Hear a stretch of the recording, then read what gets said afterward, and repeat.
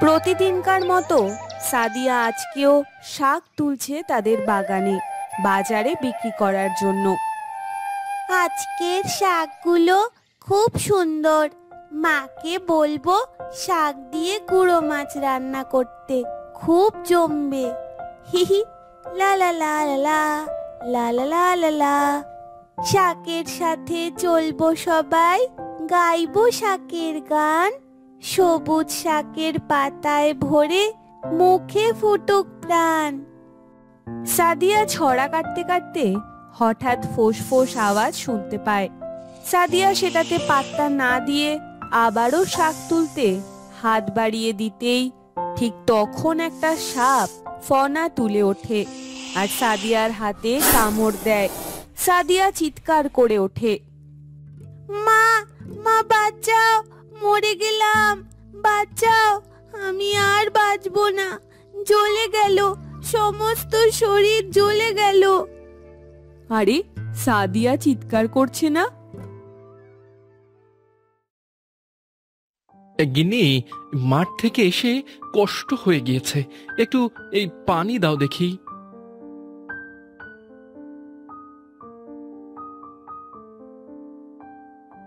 এই নাও পানি।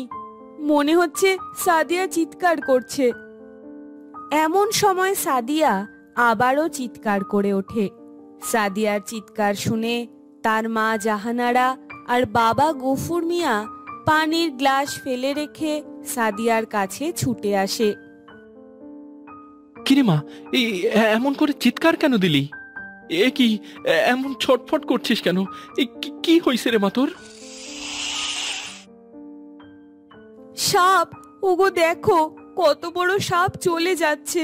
মনে হচ্ছে মেয়েকে সাপে কামড়েছে।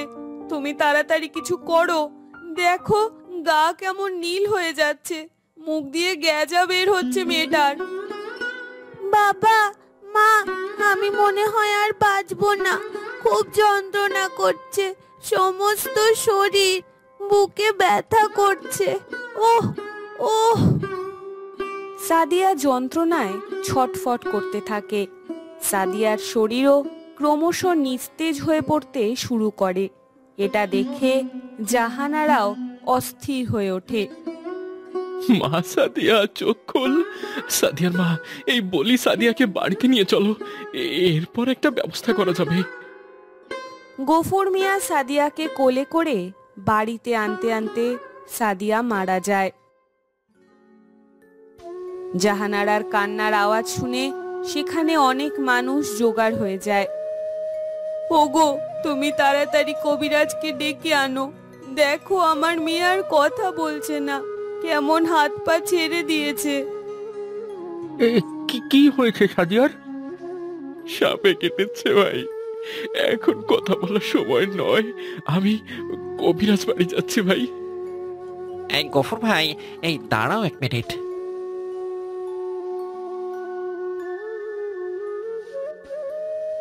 এই মেয়েটা তো মারা গিয়েছে, তোমরা তো অনেক সময় নষ্ট করে ফেলেছ। সাপে কাটার সাথে সাথে ডাক্তারের কাছে নিলে মেয়েটা হয়তো বা বেঁচে যেত। বলি ভাই, আপনি তাড়াতাড়ি কবিরাজকে ডেকে আনেন। আমি শুনেছি সাপে কাটা রোগীর 3 দিন পর্যন্ত শরীরে প্রাণ থাকে। হ্যাঁ, আমি এক্ষুনি যাচ্ছি, আমি যাচ্ছি। এটা বলে গফুর মিয়া কাঁদতে কাঁদতে কবিরাজের বাড়ি চলে যায়। তারপর কবিরাজকে সব কথা খুলে বলে। ঠিক আছে, চলো আমি গিয়ে দেখছি কি সাপে কামড় দিয়েছে তোমার মেয়েকে।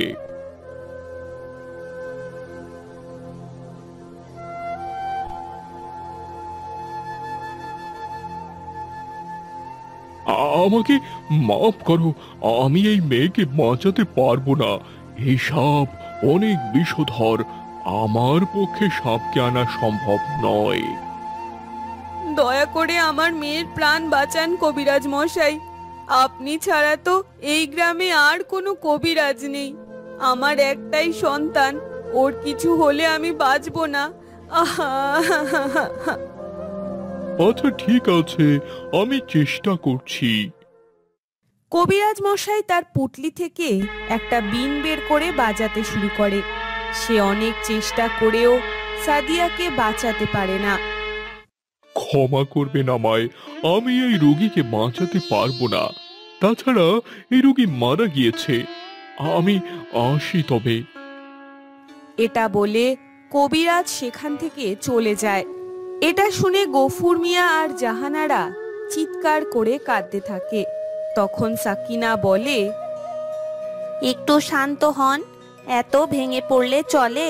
আর ভাই, আপনি যদি এমন করে কাঁদেন, ভাবিকে কে সামলাবে?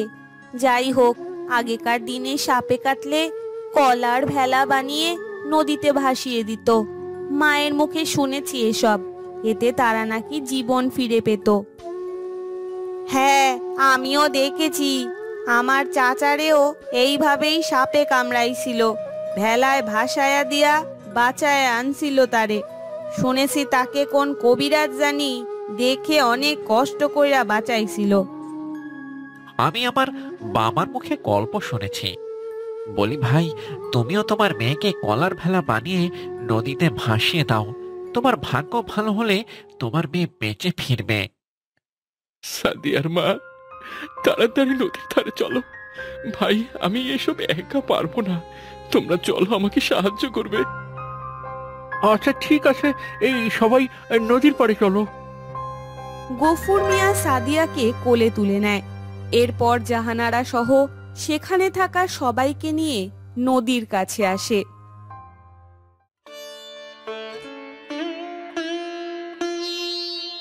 গফুর ভাই, তুমি সাদিয়াকে নিয়ে ওই গাছের নিচে বসো। ওই যে কলা গাছ দেখা যাচ্ছে, আমরা ওখানে গিয়ে কলা গাছ কেটে ভেলা বানিয়ে দিচ্ছি। আচ্ছা এই আকবর ভাই, চলো আমার সাথে। গফুর মিয়া সাদিয়াকে নিচে শুইয়ে দেয়। আকবর আর মোশাররফ মিলে কলা গাছ কেটে এনে সেটা দিয়ে ভেলা বানায়।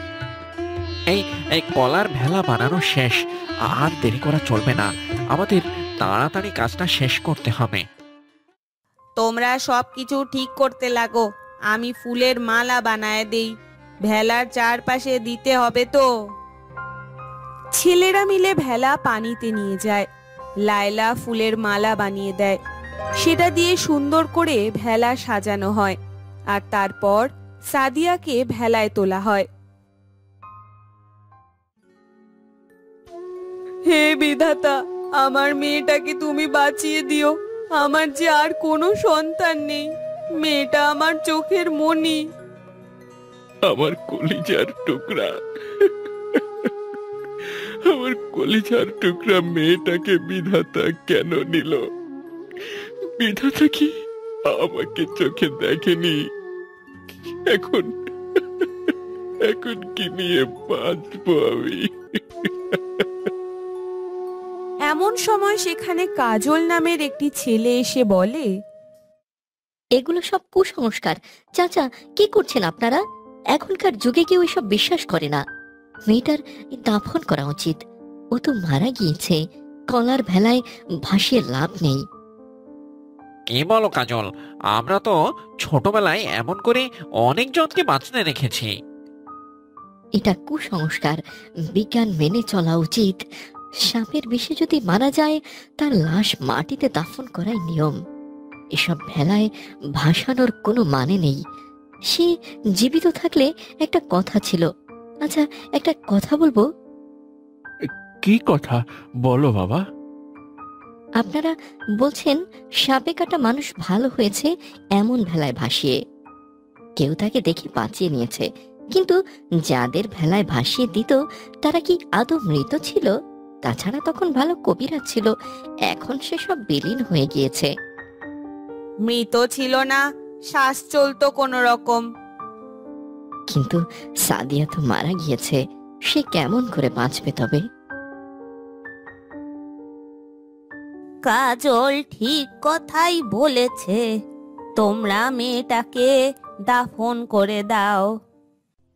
কাজল শিক্ষিত ছেলে, ওর কথায় যুক্তি আছে, কিন্তু ভেলায় ভাসালে যদি মেয়েটা বেঁচে যেত গফুর মিয়া সহ গ্রামের সবাই দ্বিধায় পড়ে যায়। কাজল তাদের অনেক বোঝায়। এরপর সেখানে থাকা সকলে কাজলের পরামর্শে সাদিয়ার দেহ দাফনের সিদ্ধান্ত নেয়।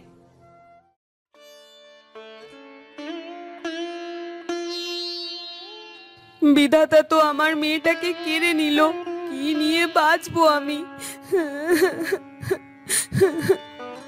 গফুর মিয়া আর জাহানারা কান্নায় ভেঙে পড়ে। আমার মেয়েটারে আমরা ভাসিয়ে দিতে পারতাম, হয়তো ফিরে আসতো। হ্যাঁ গো, কিন্তু কাজলের কথাও কিন্তু ঠিক ছিল। এখনকার যুগে এসব আর কাজ করে না। এখন কি আর আগের মতো কবিরাজ আছে?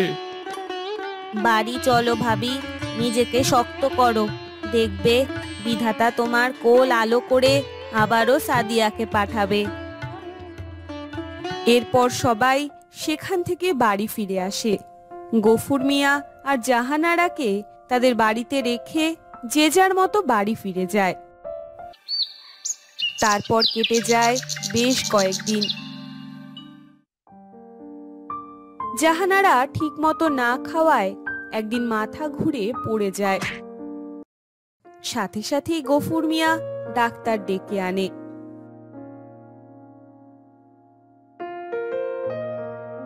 সুখবর আছে গফুর মিয়া, আপনি আবারও বাবা হতে চলেছেন। আপনি আপনি সত্যি কথা বলছেন ডাক্তার সাহেব? হ্যাঁ হ্যাঁ, আমি সত্যি কথা বলছি। বিধাতা আপনার এক সন্তানকে কেটে বুক খালি করে আর এক সন্তান পৃথিবীতে পাঠাচ্ছেন আপনাদের শূন্যকোল পূর্ণ করতে। অনেকদিন পর আমার আবার খুশি লাগছে। এখন থেকে ঠিক মতো খাবেন, নিজের খেয়াল রাখবেন, না হলে আপনার সন্তানকে কিন্তু বাঁচাতে পারবেন না। না, আমি ওকে আর হারাতে দেব না। আমার সাদিয়া তো ফাঁকি দিল, কিন্তু একে আমি ফাঁকি দিতে দেব না। দয়া করে কাঁদবেন না, যা হবার হয়ে গিয়েছে। আমি আজ আসি তবে।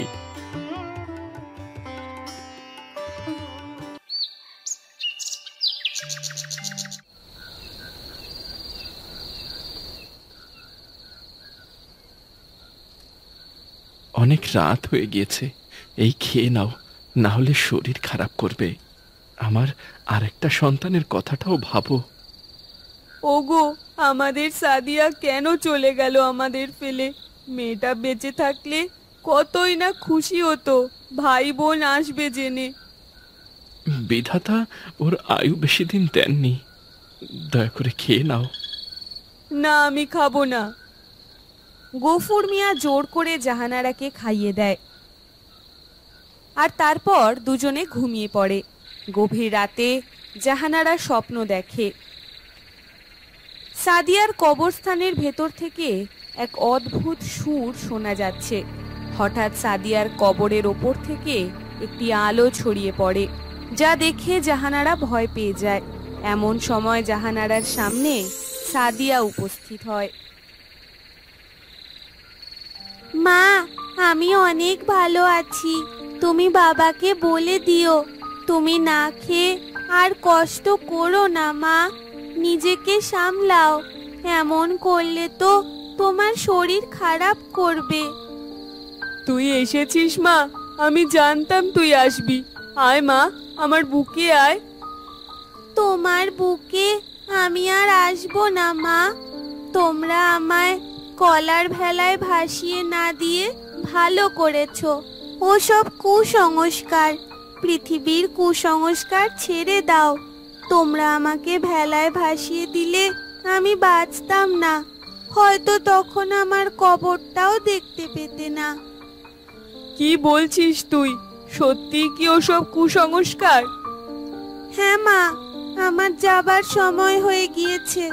কথা দাও তুমি আর কোনোদিনও কাঁদবে না, না খেয়েও থাকবে না। এতে আমার খুব কষ্ট হয় মা। নিজের খেয়াল রাখবে আমার ভাই অথবা বোনের জন্য। কথা দিলাম রে মা, তুই কষ্ট পাস এমন কোনো কাজ আমি আর করব না। এখন থেকে নিজের খেয়ালও রাখবো। আমি আসি তবে। এটা বলে সাদিয়া আস্তে আস্তে আলোর মাঝে মিশে যায়। জাহানারা সাদিয়া বলে চিৎকার দিয়ে ওঠে। তার সমস্ত শরীর ঘিমে একাকার অবস্থা। এই কি কি কি হয়েছে সাদিয়ার মা, কি হয়েছে তোমার? স্বপ্ন দেখেছি। মা, আমি অনেক ভালো আছি, তুমি বাবাকে বলে দিও। আমার মেয়েটা ভালো আছে শুনে বেশ শান্তি পেলাম। তবে তুমি যে কথা দিয়েছ সেটা রাখবে কিন্তু। হ্যাঁ রাখবো, এখন থেকে নিজের খেয়াল রাখবো। আমি চাই না আমার সাদিয়া কষ্ট পাক। ও যে আমার বড় আদরের সন্তান। কেঁদো না, এবার ঘুমিয়ে পড়ো।